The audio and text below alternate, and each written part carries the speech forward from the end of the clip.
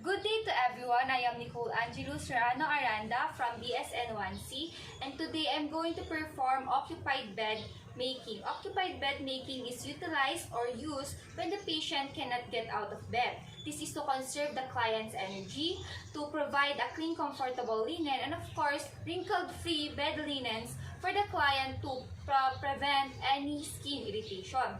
Now we proceed to the assessment process. In the assessment process, make sure to assess or to note all orders or precautions regarding moving the client. Next is to assess the client if he can reposition himself. Third is to assess the presence of drainage from other sources, indicating the need for waterproof sheets, that is the rubber sheets. And lastly is to assess the skin condition of our client, indicating the need for special mattress, footboard, and heel supporters. An example of special mattress is what we call the egg crater's bed or mattress. Now, let's proceed in assembling our equipment. In assembling our equipment, you must have your hand hygiene procedure or your alcohol for your hand hygiene procedure, your gloves. It is not necessary that you use a sterile gloves. Clean gloves can do. Our bath blanket, which is optional. And our bottom sheet, which is folded with the wrong side out and right side in.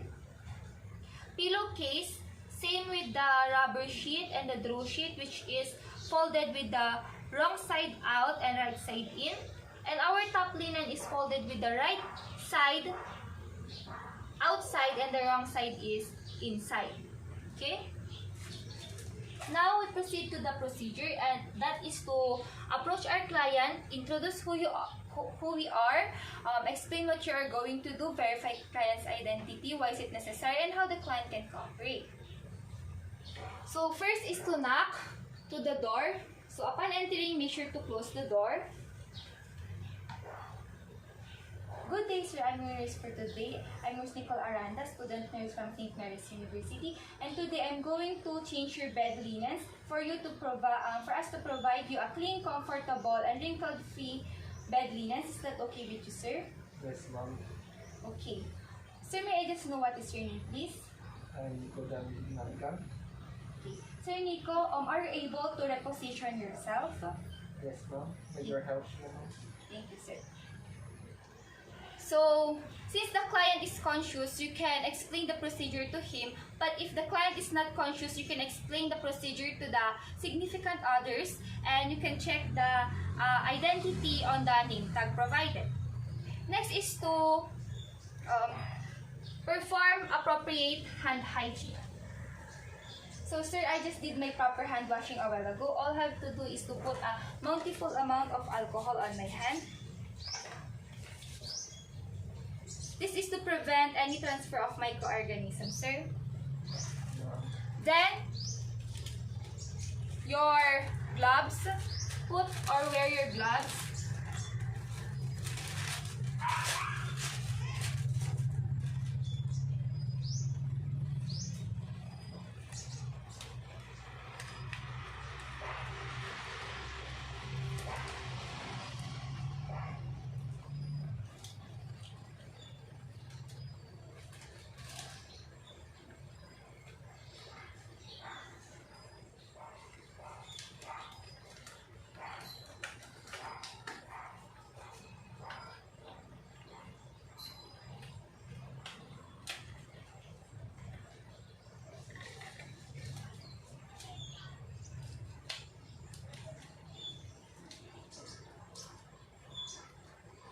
And then discard. So we have here our linen hamper used to put our soiled linens. Next is to provide our clients privacy. Close the curtains or close the door upon entering. This is to maintain the client's integrity, especially if the client is in a room wherein there is several patients who are admitted. So, next is to remove the bed linens. First is to remove any equipment attached to the bed linens, like for example, the signal lights. So itatanggalin ko lang po ang signal lights ninyo. But you can call my attention if you need something. And then loosen all bed linen systematically starting from the foot side of the bed or foot side of the patient, going around to the near side. The near side is where the client or the clean linen supply is placed.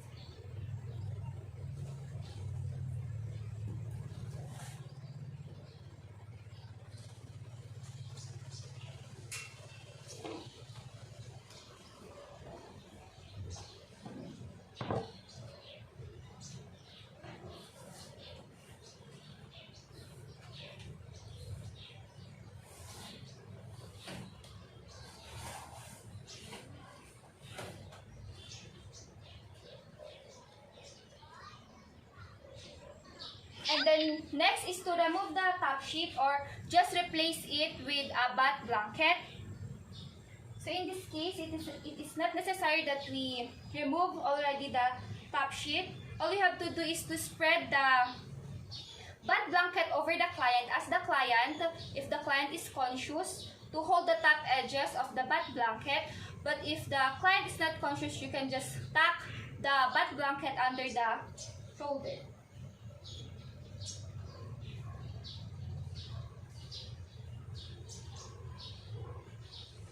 Sir, pwede niyo po bang hawakan? Okay.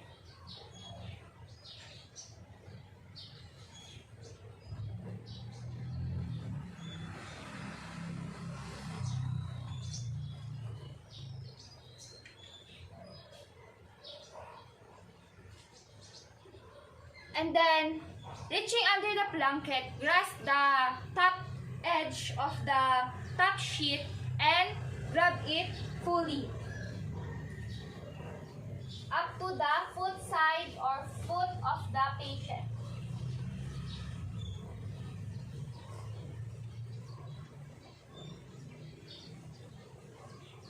Then move around.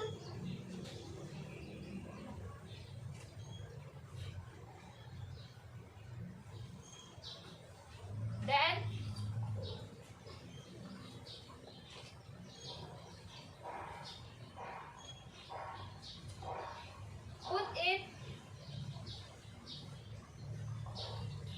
put the soiled linen onto the soiled linen hamper.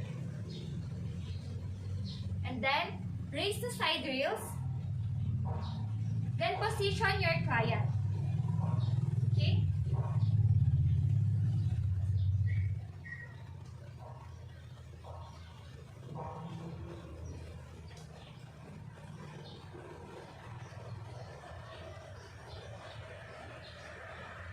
Position your client or assist your client to turn towards you, turning away from the clean linen supply is. So that is where our clean supply is placed. So the client should turn it away. So support and assist the client.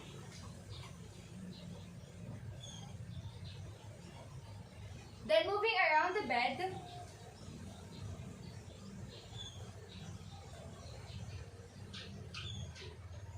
Unfold the draw sheet as nearest to the client.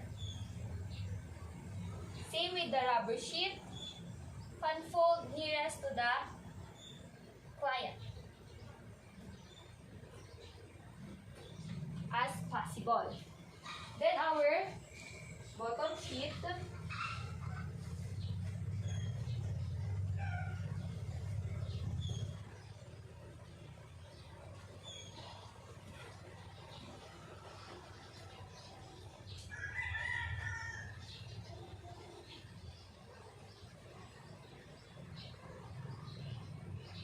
Make sure that it is unfolded both or nearest to the client as possible.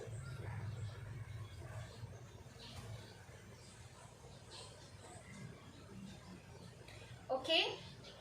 Next is to put our bottom sheet at the center. The open folds must be at this portion.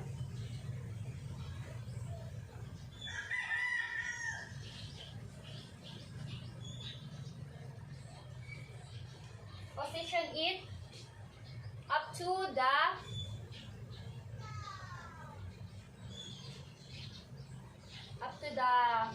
foot area. So determine the center fold. Do not tap in the foot area. Okay? But grasp it at the head part where you can adjust the linens. Okay? You can also straighten it up to remove the wrinkles. Okay?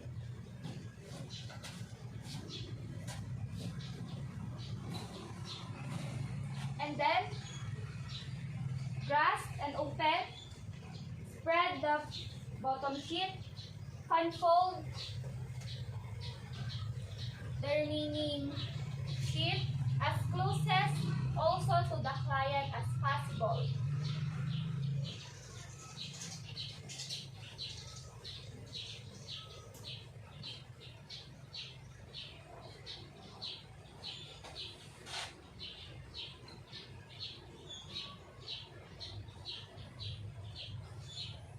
Then, tuck at the head part.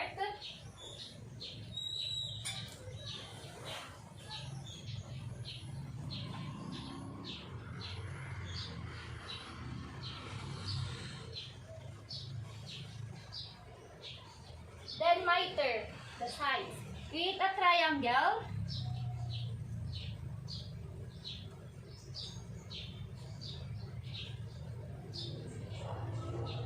And then miter the sheets left hanging.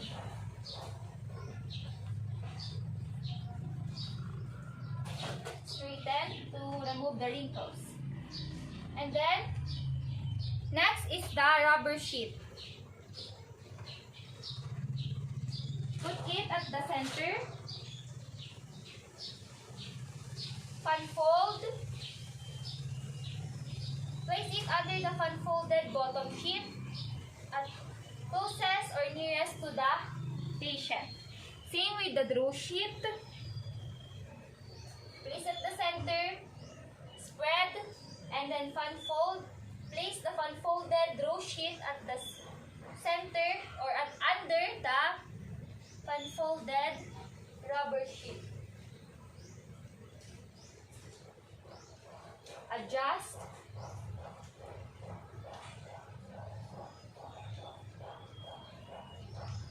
And then, you tuck at the center.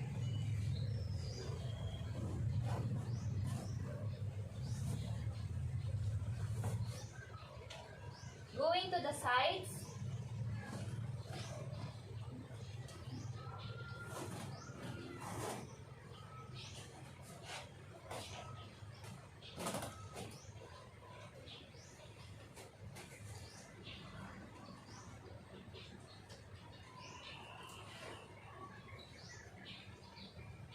And then, raise the side rails.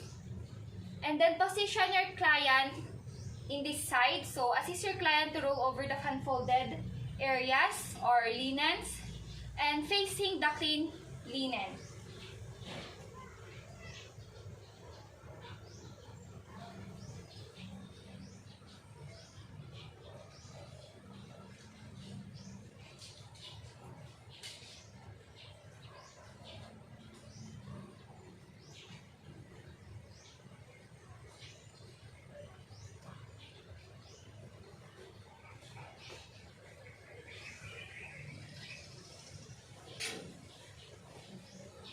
And then assist your client to turn towards you, facing the clean linen supply. Then, assist the client's head. Put the pillow at the center or to the clean linen, where the clean linen is. And then move to the other side. Remove all the soiled linens or unfolded linens, the used linens.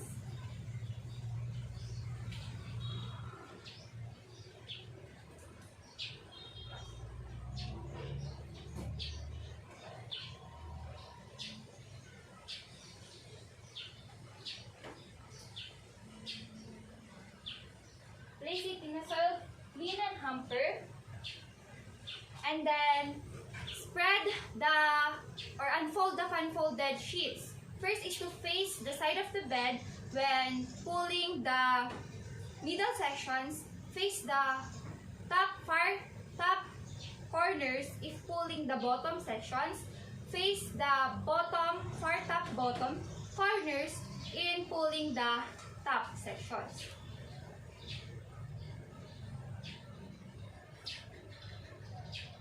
So, you pull the linens.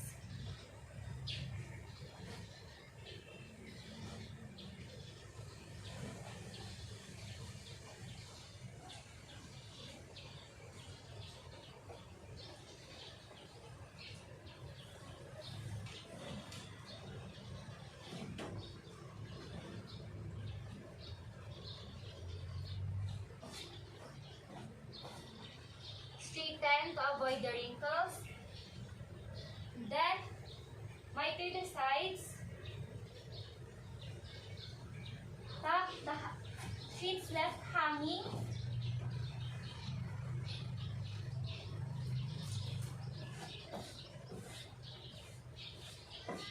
Straighten. And then, pull the rubber sheet, unfolded rubber sheet, as well as the unfolded drew sheet. Straighten. And tuck it at the center.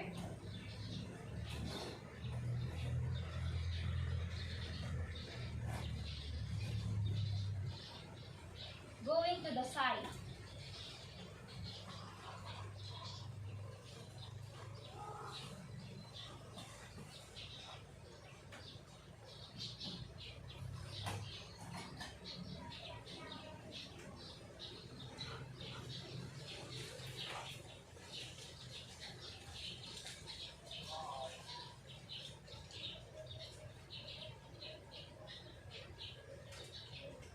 And then, raise side rails. Okay, because you just lowered it when you move it in this way. And then, you assist your client to move at the center of the mattress.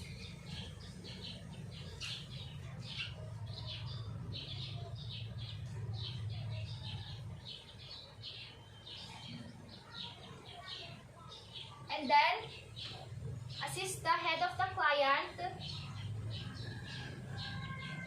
and put the pillow at the center.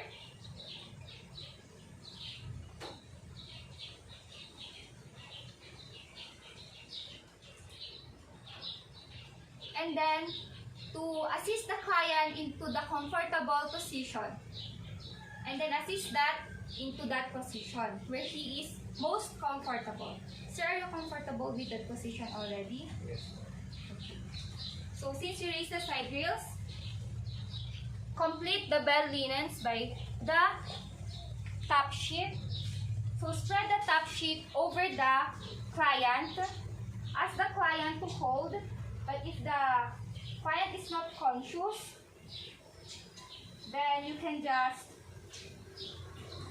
tuck it under the shoulder.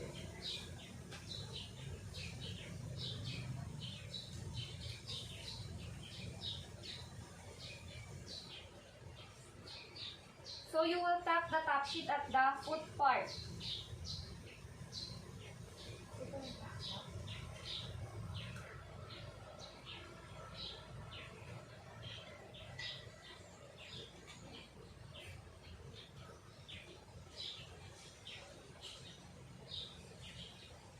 Then spread.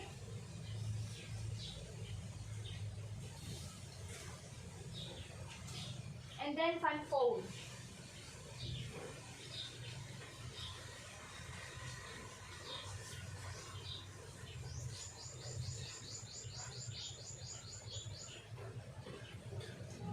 And then tuck the unfolded top sheet to the foot part.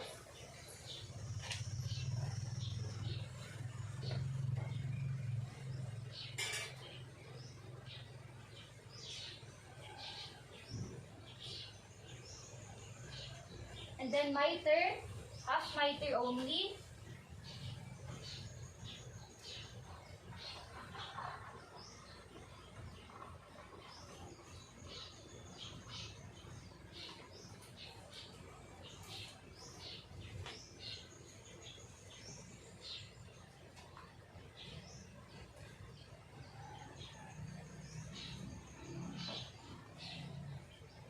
Okay. Then remove the back blanket in this side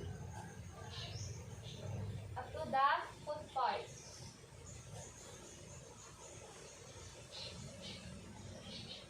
Move it in this side.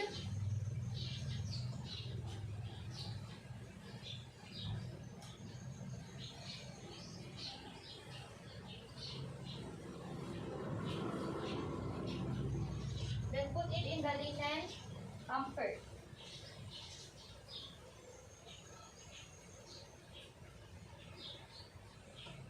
Spread the top sheet.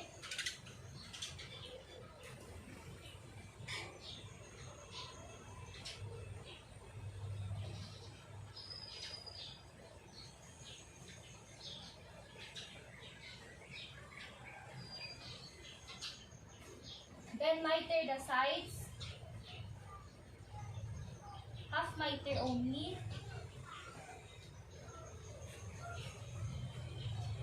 Then you can also create a foot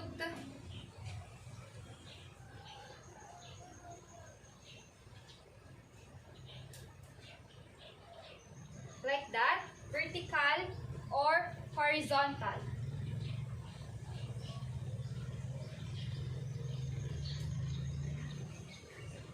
Horizontal.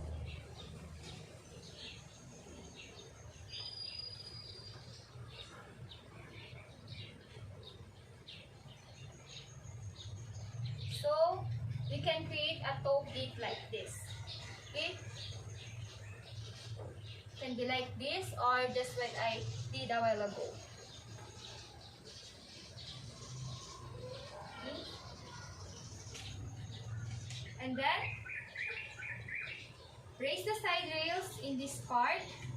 Ensure the continuous safety of your client. So, make sure to raise the side rail. Lock the bed, and to lower the position of the bed, attach all the equipment, like for example the signal light, attach, and then all the items used must be fixed. Okay.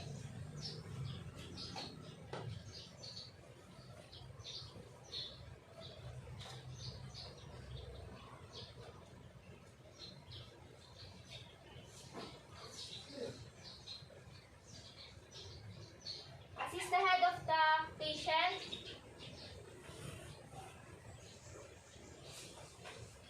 Remove the soiled linen inside out. And place it into the linen hamper. Grasp. The technique is you put your one hand to the center of the pillowcase. Grasp the pillow. Put it. And then adjust the seams so that it is fully fitted.